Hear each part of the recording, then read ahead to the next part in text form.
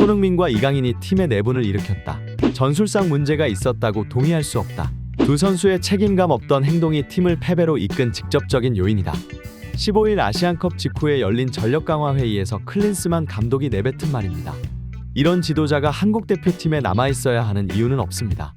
아시안컵 내내 좋지 않은 경기력들에 대한 분석을 위한 회의가 될 것이라고 생각했던 이번 회의는 회의 직전 불거진 손흥민 선수와 이강인 선수를 비롯한 젊은 선수들의 불량한 태도와 그날 있었던 일에 대해서 이야기를 해야 하는 회의 자리가 되었습니다.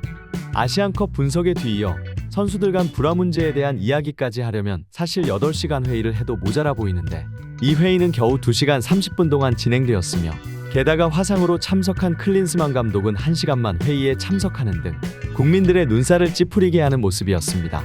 너무나 짧았던 회의 시간, 클린스만 감독은 전술상 문제는 전혀 없다는 입장을 고수했으며 심지어 손흥민 선수와 이강인 선수의 문제 때문에 팀이 분열되어 전력이 약해졌다는 핑계를 댔었는데요.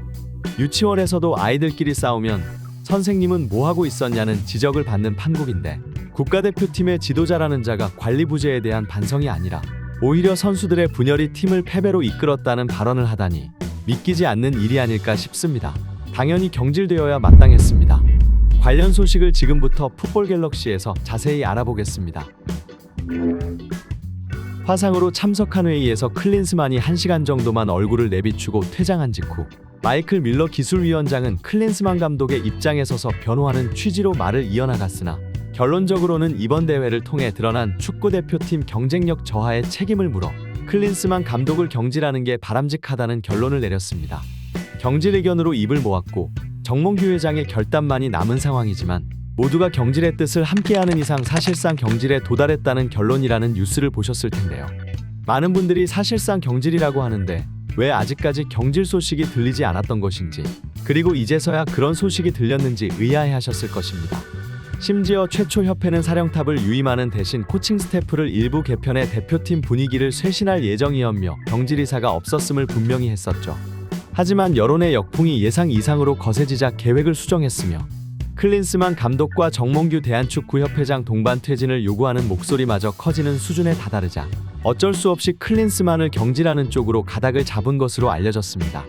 강화위원회의 결정에 따라 축구협회는 잔여 임기를 2년 6개월가량 남긴 클린스만 감독에게 거액의 위약금을 물어주게 될 상황에 놓였으며 클린스만 감독이 지난해 취임 당시 약 29억 원의 연봉을 보장받은 것으로 알려져 있어 위약금 총액은 70억 원 안팎에 이를 것으로 보이는 상황입니다. 이것마저도 적지 않은 액수라고 생각되지만 여기서 그치는 수준이 아니라 클린스만 감독이 선임한 코칭 스태프도 함께 교체해야 하는 만큼 관련 비용이 더 늘어날 전망이며 그 비용은 대략 100억 원이 근접할 것으로 보인다는 계산도 있습니다. 그럼에도 불구하고 클린스만의 전술적 준비 부족, 팀 내부 관리 실패, 잦은 해외 출국 등을 문제로 지적하며 클린스만 감독의 경질을 협회에 건의했으나 다만 전력강화위는 자문기구에 불과하므로 대표팀 감독 거취 등을 직접 결정할 권한은 없어 이 건의를 받은 정몽규 회장 등 협회 수뇌부의 결단이 있어야 하기 때문에 경질 결정은 하루가 지난 뒤에 결정이 된 것입니다.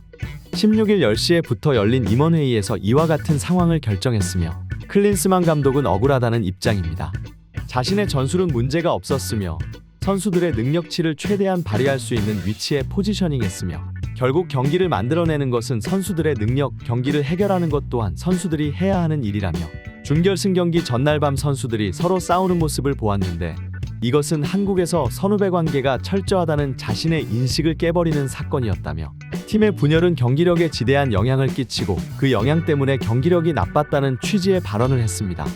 이런 무책임한 발언들은 국민들을 더욱 화나게 만드는 발언입니다. 그리고 그 사건이 한국이 요르단에게 패배한 직접적인 원인으로 생각한다고까지 말할 정도이니 역대 이런 감독이 있었나 싶을 정도의 추한 모습이 아닐까 생각됩니다. 또한 아시안컵 4강이라는 성적이 결코 나쁜 성적이 아니라고 생각한다며 국민들이 기대하는 기대치와 지향점이 서로 상이하다는 것을 확실하게 알 수 있는 계기가 되었죠. 뿐만 아닙니다. 회의에 참석한 전력강화위원들은 클린스만 감독에게 전술 공백에 대한 지적을 했으며 그 지적에는 정확한 근거를 제시함과 같이 이루어졌지만 클린스만은 그 지적에 대해서 단 하나도 동의하지 않았으며 최소한 이번 회의에서 어떤 전술을 취했고 그런 부분에 있어서 실패점이 있었음을 인정하거나 보완할 전술을 구상하고 있다는 취지의 발언조차 나오지 않는 것으로 밝혀져 그가 가지고 있는 전술에 대한 생각이 얼마나 뒤떨어지는 수준에 머물고 있는지 알게 되는 회의 자리였습니다. 과거 히딩크 감독 이후 한국 축구에는 외국인 감독이 연이어 선임되고 그때마다 짧은 임기 감독의 전술이 선수들에게 입혀지는 시간이 없이 성적이 좋지 않으면 기다려주지 않고 해임하던 습관이 그동안의 실패 요인이라고 생각했었으며 때문에 전 파울루 벤투 감독 때도 감독의 고집과 전술에 대한 신뢰를 가지지 못해서 경질해야 한다는 의견이 있었음에도 불구하고 월드컵까지 벤투 감독 체제로 이어갔듯이 클린스만에게도 시간을 주어야 발전할 수 있다는 생각을 가졌던 많은 관계자들도 이번에는 정말로 경질이 필요하다는 입장으로 바꾸게 된 회의 자리가 되기도 했습니다. 역대 최고의 멤버들이라고 생각했던 대한민국 축구였습니다. 당연히 역대 대한민국의 최고 멤버는 맞았습니다. 프리미어리그 득점왕 출신 손흥민 선수의 마지막 대회 울버햄튼에서 자신의 최고의 폼을 보여주고 있던 황희찬 선수, 그리고 세계 정상급 수비수 김민재 선수, 엄청난 재능을 가진 이강인 선수까지. 이강인 선수의 철없는 모습은 너무나 아쉬웠지만 이런 선수들을 놓고 우승까지 이끌어내지 못한 감독, 준결승까지 진출하기는 했지만 시원한 경기력을 보여주지 못한 모습에 대한 책임을 지고 스스로 사퇴하는 게 어땠을까 하는 아쉬움을 남기는 결말입니다. 오늘의 소식은 여기까지입니다. 앞으로도 저희 채널에서는 관련 소식을 계속해서 전해드릴 예정입니다. 구독과 좋아요는 채널 운영에 큰 원동력이 됩니다. 시청해주셔서 감사합니다.